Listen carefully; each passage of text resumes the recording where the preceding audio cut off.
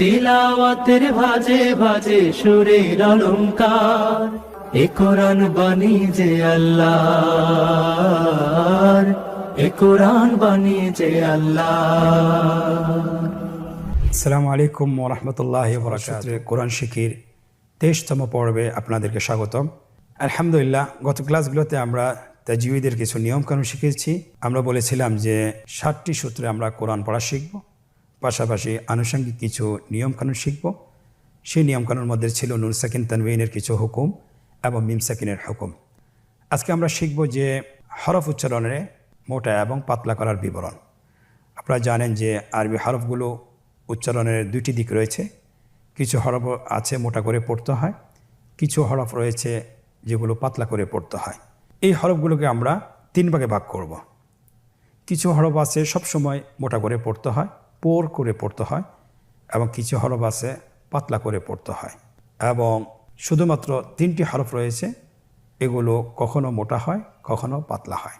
যে হরফগুলো মোটা করে পড়তে হয় সে হরফগুলো আপনারা আমার সাথে বলুন: খ, صاد ضاد ط ظ غين قاف।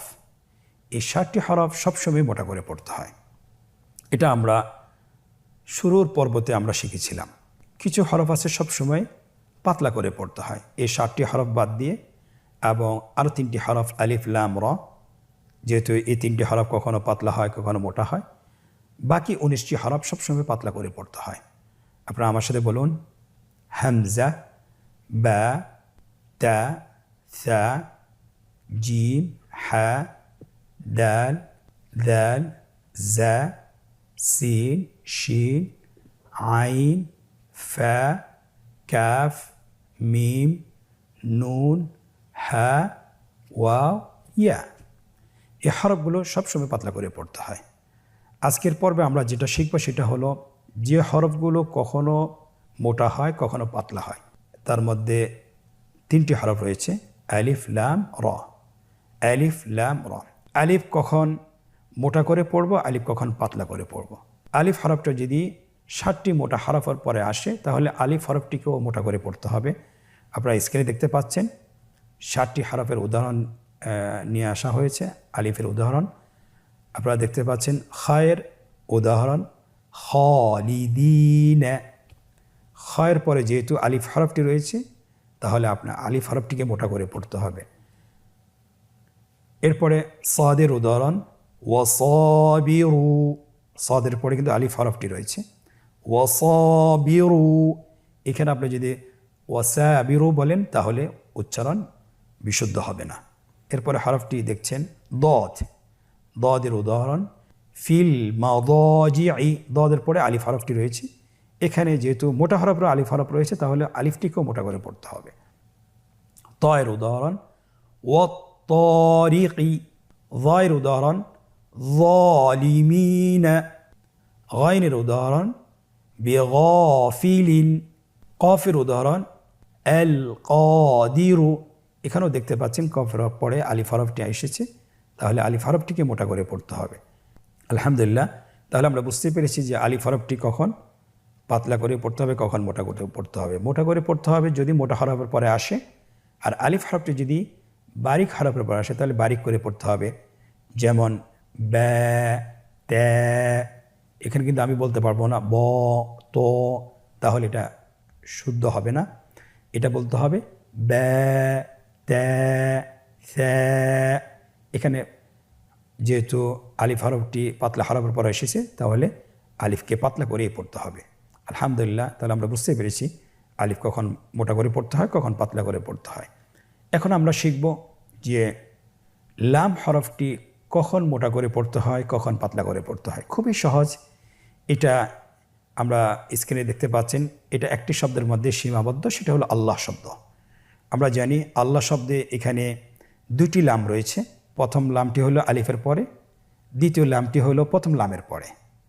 তাহলে দ্বিতীয় লামের পরে যদি জবর অথবা পেশ থাকে তাহলে দ্বিতীয় লামটি পোর করে মোটা করে পড়তে হবে।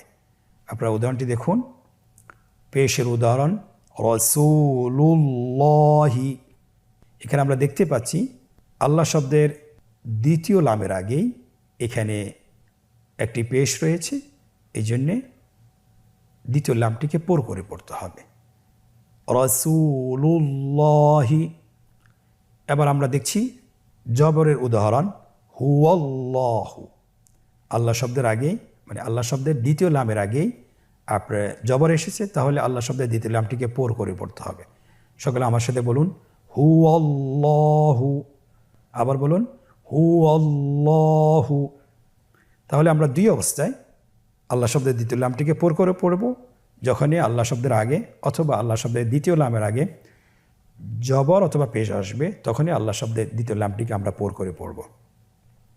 দ্বিতীয় অবস্থা সেটা হলো যে আল্লাহ শব্দ দ্বিতীয় লামটি কখন আমরা পাতলা করে পড়ব, যদি আল্লাহ শব্দের দ্বিতীয় লামের আগে যদি জের আসে। খুবই সহজ, এটা আমরা সবসময় পড়ে থাকি, আমাদের ভুল হওয়ার কথা না, তবু আমরা নিয়মটা জেনে নিই যাতে করে কখনো ভুল না হয়। আপনারা স্ক্রিনে দেখতে পাচ্ছেন একটি উদাহরণ দেওয়া আছে, বিসমিল্লাহি। আল্লাহ শব্দের দ্বিতীয় লামের আগে এখানে জের এসেছে, আপনারা জের দেখতে পাচ্ছেন। এই জন্যে আল্লাহ শব্দের দ্বিতীয় লামটিকে বারিক করে পাতলা করে পড়তে হবে। আপনি যদি বলেন বিসমিল্লাহি, তাহলে এই পড়াটি বিশুদ্ধ হবে না, আপনাকে পড়তে হবে শুদ্ধ করে। আমার সাথে বলুন, বিসমিল্লাহি। আবার বলুন, বিসমিল্লাহি। আলহামদুলিল্লাহ, খুব অল্প সময় খুব সহজে আমরা এই নিয়মটি শিখে ফেলেছি। আশা করছি আমাদের কখনো আর ভুল হবে না ইনশাআল্লাহ। আজকের পর্বের আমাদের আরেকটি হরফ রয়েছে, আমরা যে হরফটির কথা বলেছিলাম সেটা হলো র। এই হরফটিও কখনো মোটা করে পড়তে হয়, কখনো পাতলা করে পড়তে হয়। আপনারা স্ক্রিনে অবশ্যই দেখতে পাচ্ছেন র হরফ দুইভাবে পড়া যায়, একটা হলো পোর করে আর একটা হলো বারিক করে। পোর অর্থ হলো মোটা করে আর বারিক অর্থ হলো পাতলা করে। তো আমরা রকে 5 অবস্থায় মোটা করে পড়ব। আপনারা উদাহরণটি দেখুন, এখানে প্রথম অবস্থার নাম কি, প্রথম অবস্থাতে কি বলা হয়েছে, র হরফের উপরে যদি জবর অথবা পেশ আসে। র হরফটির উপরে যদি কি হয়, কি আসে, জবর অথবা পেশ, তাহলে র হরফটিকে মোটা করে পড়তে হয়। উদাহরণ আমার সাথে বলুন, রহিমুন। আমরা অনেক সময় ভুল করে বলে ফেলি যে রাহিম, কিন্তু রাহিম বললে এটা কখনো শুদ্ধ হবে না, আমাদেরকে বলতে হবে রহিম। আমার সাথে বলুন, রহিমুন। পরবর্তী উদাহরণটি দেখুন, রসুলুন। রয়ের উপরে পেশ এসেছে, তাহলে র হরফটিকে মোটা করে পড়তে হবে। আমার সাথে বলুন, রসুলুন। র হরফের দ্বিতীয় অবস্থা, র সাকিনের ডানে জবর অথবা পেশ থাকলে তাহলে র হরফটিকে মোটা করে পড়তে হয়। আপনারা স্ক্রিনে দেখতে পাচ্ছেন দুটি উদাহরণ দেখানো হয়েছে, একটি হলো ইয়ারহামু আর একটি হলো তুরজাউনা। তাহলে ইয়ারহামু, র সাকিন তার পূর্বে জবর আছে, র সাকিন তার পূর্বে যদি জবর থাকে অবশ্যই রকে পোর করে মোটা করে পড়তে হবে। আপনারা আমার সাথে বলুন, ইয়ারহামু। আবার বলেন, ইয়ারহামু। আরেকটি উদাহরণ, তুরজাউনা। র সাকিনের পূর্বে কি এসেছে, পেশ। র সাকিনের পূর্বে পেশ থাকলে অবশ্যই রকে পোর করে পড়তে হবে, মোটা করে পড়তে হবে। আমার সাথে একবার বলুন, তুরজাউনা। আলহামদুলিল্লাহ, দুইটি অবস্থা আমরা শিখে ফেলেছি। তৃতীয় অবস্থা, যে র হরফটি ওয়াকফের কারণে সাকিন হলে এবং তার পূর্বে সাকিন থাকলে এবং তার পূর্বে যদি জবর অথবা পেশ থাকে, তাহলে র সাকিনটাকে পোর করে পড়তে হবে, মোটা করে পড়তে হবে। আপনারা স্ক্রিনে লক্ষ্য করুন, দুটি উদাহরণ রয়েছে, শাহরুন, হুসরিন। এখানে দেখেন ওয়াকফের কারণে আমরা শাহ পড়ি, শাহ। তাহলে ওয়াকফ করতে হলে অবশ্যই শেষ অক্ষরে সাকিন দিতে হয়। তাহলে র শেষের অক্ষরটি সাকিন, এর আগের হরফটি হা, এটাও সাকিন এবং এর পূর্বের হরফটির উপর জবর রয়েছে। তাহলে আমরা শেষের র অক্ষরটিকে মোটা করে পড়ব। আমার সাথে বলুন, শাহ। আবার বলুন, শাহ। পরবর্তী উদাহরণটি দেখুন, হুসরিন। যদি আমরা ওয়াকফ করি কি হবে, হুসর। এটা আমাদের সূরা আসরে আছে, ওয়াল আসর ইন্নাল ইনসানা লাফি খুসর। এই সূরাটি আমাদের সকলের মুখস্থ। এখানে আমরা ওয়াকফ করলে হবে খুসর। তাহলে র সাকিন ওয়াকফের কারণে সাকিন, তার পূর্বে আরেকটি সাকিন রয়েছে এবং তার পূর্বে রয়েছে পেশ। তাহলে আমরা র সাকিনটাকে পোর করে পড়ব। আমার সাথে বলুন, খুসর। আবার বলুন, খুসর। তাহলে রয়ের তৃতীয় অবস্থাটি আমরা জেনেছি। এবং আমরা জানব চতুর্থ অবস্থানটি। র সাকিনের বামের হরফটি যদি মোটা হরফ হয়, আমরা বলেছিলাম মোটা হরফ 7টি। কি কি? খ, সদ, দদ, ত, য, গইন, কফ। র সাকিন তার বামে যদি আপনার মোটা হরফ আসে তাহলে র সাকিনটাকে অথবা রকে মোটা করে পড়তে হবে। আপনারা দুইটি উদাহরণ দেখতে পাচ্ছেন স্ক্রিনে। দেখুন, কিরতাসুন, মিরসাদুন। আবার বলুন, কিরতাসুন, মিরসাদুন। কি কারণে আমরা রটিকে মোটা করে পড়লাম? যেহেতু র হরফের বামে দুইটি হরফ আমরা দেখতে পাচ্ছি, একটি হলো ত, একটি সদ। এই দুইটি হরফ হলো মোটা হরফ, এই জন্যে র সাকিনকে পোর করে পড়তে হবে। রয়ের পঞ্চম অবস্থান। র সাকিনের ডানে যদি অস্থায়ী জের থাকলে তাহলে রকে পোর করে পড়তে হয়। র সাকিনের ডানে অস্থায়ী জের থাকলে সেটাকে রকে পোর করে পড়তে হয়। আমরা স্ক্রিনে দেখতে পাচ্ছি দুটি উদাহরণ। ইনিয়র ত্যাবে তুম, আমিয়র ত্যাবু। আমরা অস্থায়ী এবং স্থায়ী এটা কিছু নিয়ম রয়েছে, অবশ্যই আমরা পরবর্তীতে জেনে নেব। শুধুমাত্র আমরা উদাহরণ দুইটি একটু দেখিনি, এবং এই ধরনের উদাহরণ যদি আমরা কোরআন শরীফে দেখি তাহলে আমরা পোর করে পড়ব। ইনিয়র ত্যাবে তুম। আবার বলুন, ইনিয়র ত্যাবে তুম। পরবর্তী উদাহরণ, আমিয়র ত্যাবু। র সাকিন তার পূর্বে কি এসেছে? অস্থায়ী জের। এই জন্যে এটাকে আমরা রটাকে পোর করে পড়ব ইনশাআল্লাহ। তাহলে রয়ের 5টি অবস্থা জেনেছি, যে 5 অবস্থায় রকে মোটা করে পড়তে হয়। র সাকিনের আরেকটি শব্দ রয়েছে যে শব্দটিকে পোর করে পড়তে হয়, যদিও এটা নিয়মের বহির্ভূত। এরপরও আমরা শব্দটিকে জেনে নিই। শব্দটি হলো মিসর। শব্দটা কি? মিসর। কিন্তু এখানে আমরা দেখছি যে ওয়াকফের কারণে রটি সাকিন, এরপরে স এর আগে সাকিন এবং এর আগে জের এসেছে।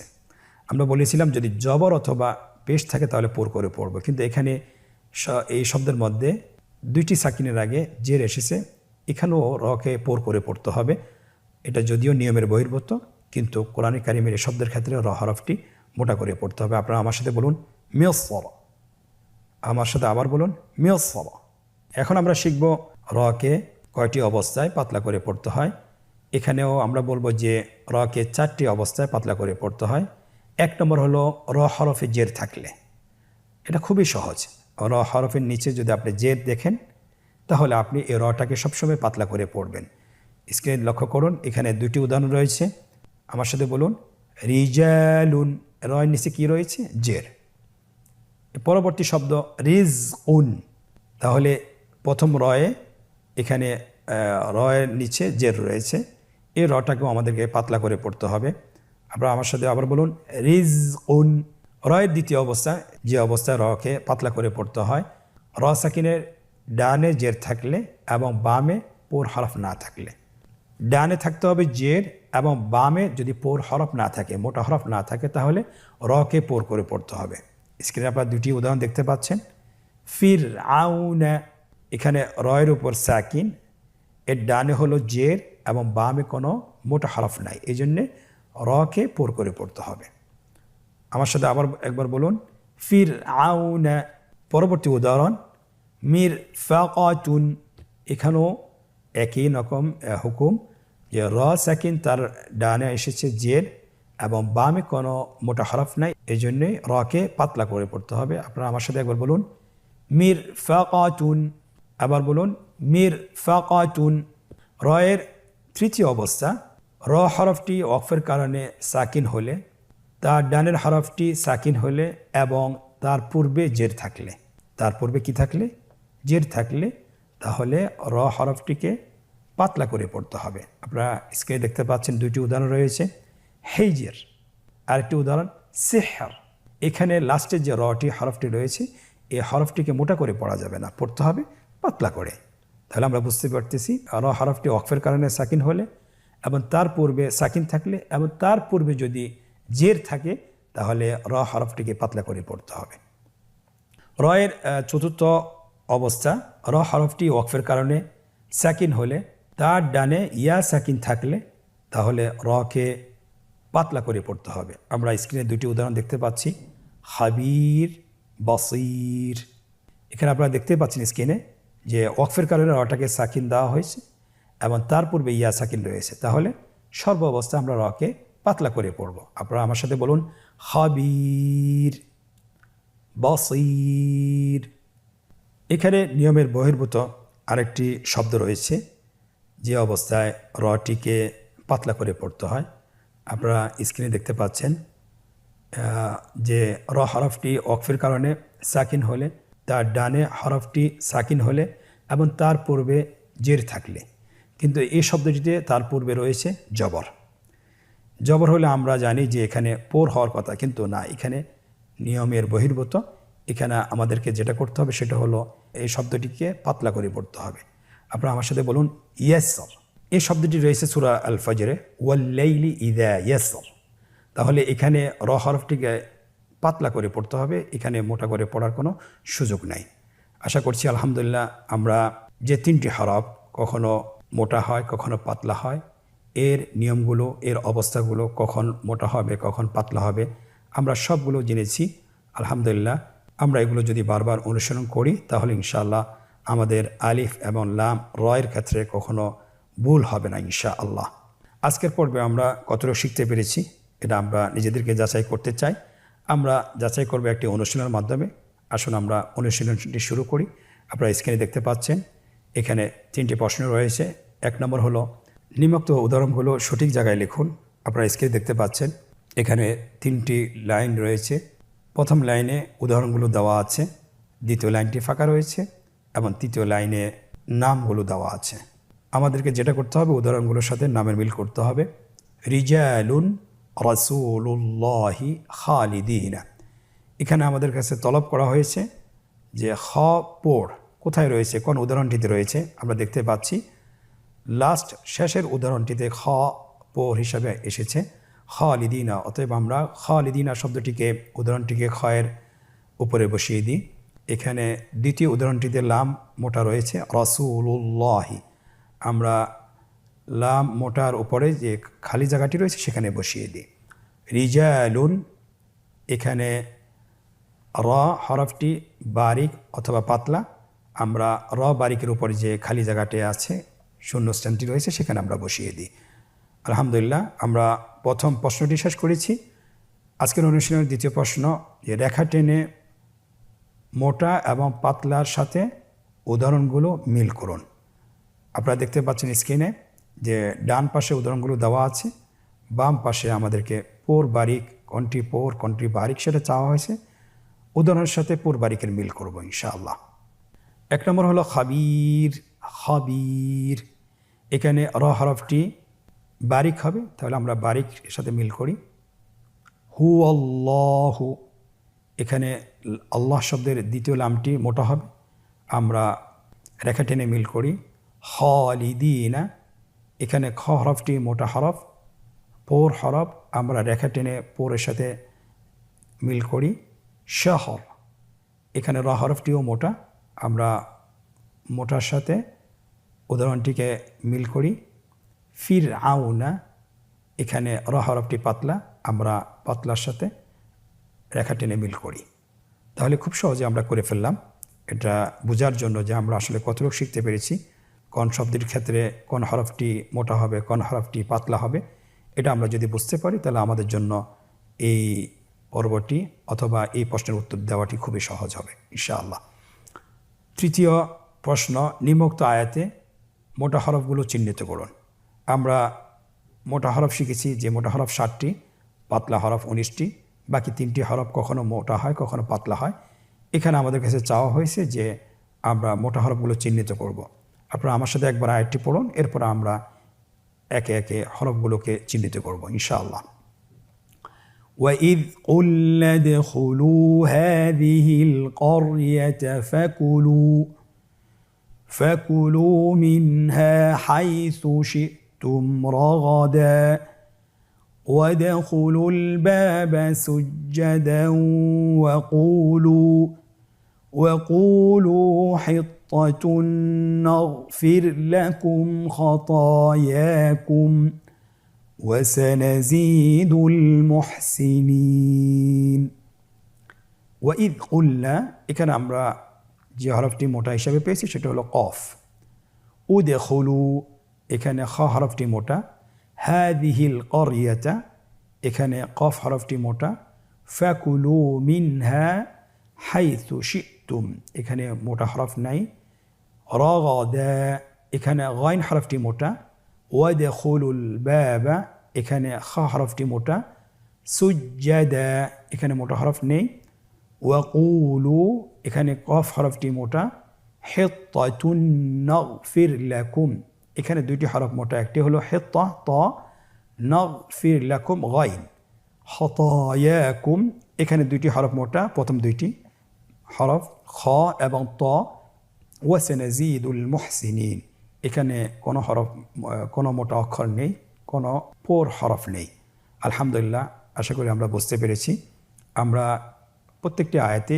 এভাবে যদি আমরা চেষ্টা করি যে কোন হরফটি মোটা কোন হরফটি পাতলা এটা যদি আমরা চিহ্নিত করতে পারি তাহলে আমরা উচ্চারণের ক্ষেত্রে কখনো ভুল হবে না ইনশাআল্লাহ আপনারা এই অধ্যায়টি চেষ্টা করবেন বাসায় 10 থেকে 20 মিনিট অনুশীলন করার জন্য আমরা যদি বারবার একটা জিনিস অনুশীলন করি তাহলে আমাদের তেলাওয়াত কখনো অশুদ্ধ হবে না তেলাওয়াত সবসময় শুদ্ধই হবে ইনশাআল্লাহ বিইذনিল্লাহ আজকের পর্ব থেকে এখানেই বিদায় নিচ্ছি পরবর্তী পর্বে আবারও দেখা হচ্ছে জাযাকুমুল্লাহ খায়র আসসালামু আলাইকুম ওয়া রাহমাতুল্লাহি ওয়া বারাকাতুহু